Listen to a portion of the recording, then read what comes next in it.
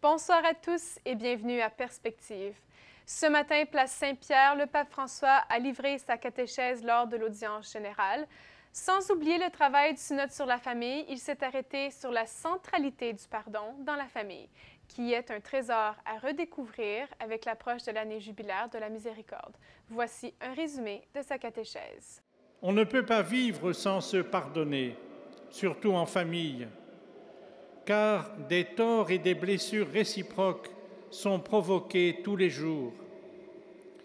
Il est très important de les guérir au plus vite, car si l'on attend trop, tout devient plus difficile. Par le pardon mutuel, la famille se fortifie et devient de plus en plus solide. Mais pardonner est une grâce, et c'est en recevant le pardon de Dieu que l'on peut à son tour pardonner aux autres. Le pardon vécu en famille rend capable, et c'est l'une de ses vocations, d'aider la société à être moins cruelle et moins mauvaise. Les familles aident aussi l'Église elle-même à rendre témoignage de la force rénovatrice du pardon de Dieu et à progresser sur la voie des béatitudes. Plus d'une centaine d'évêques de France sont réunis en assemblée plénière à Lourdes depuis hier. Parmi les sujets abordés, on revient entre autres sur les questions des migrants et des réfugiés, de la famille et de la COP 21. Cette conférence mondiale sur le changement climatique qui est organisée par les Nations unies et aura lieu à Paris en décembre prochain. KTO s'est entretenu avec Monseigneur Jean-Luc Brunin, archevêque du Havre et président du Conseil épiscopal Famille et Société, sur les enjeux de la COP 21.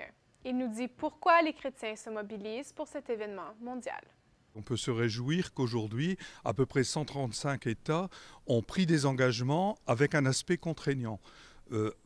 Actuellement se décide l'engagement de la Chine, par exemple, qui est un des pays les plus pollueurs, le plus producteur de CO2. On ne se fait pas d'illusions, tout ne sera pas réglé le 12 décembre 2015.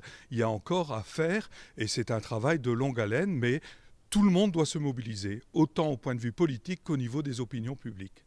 Et les églises, puisque nous sommes, les églises chrétiennes sont mobilisées là-dessus, travaillent sur cette conscientisation de l'opinion publique et des citoyens. La délégation du Saint-Siège portera ce souci de joindre la question de la lutte contre le réchauffement climatique aux questions d'attention aux plus pauvres et le souci d'un nouveau type de développement. Parce qu'au-delà de la question climatique, qui est sérieuse et qui est l'objet de la COP 21, l'Église souhaite, et c'est le message des évêques qui relaie le message du Saint-Père dans Laudato Si, c'est vraiment d'associer les populations les plus pauvres, qui sont les premières victimes des effets du réchauffement climatique, à la définition et à la mise en œuvre d'un nouveau type de développement. L'enjeu du climat et des questions de développement, elles sont politiques, mais elles ne sont pas que politiques. Il y a aussi à réussir ce que le pape François appelle dans Laudato Si la conversion écologique, une citoyenneté écologique. Donc il y a tout un travail de sensibilisation, de conscientisation de la communauté chrétienne, mais aussi des opinions publiques.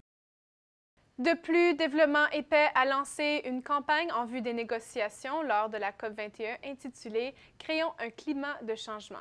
Leur campagne veut pousser les États à trouver un commun accord juste et en faveur des populations pauvres. Dans le cadre de la campagne, certains diocèses partout au Canada coordonnent des vigiles d'ici le mois de décembre. Votre diocèse fait peut-être partie de cette liste. Vous pouvez la consulter ainsi que toute autre information concernant la campagne sur le site web de Développement et Paix au www.devp.org. C'est tout pour cette émission. Merci d'avoir été des nôtres et à la prochaine.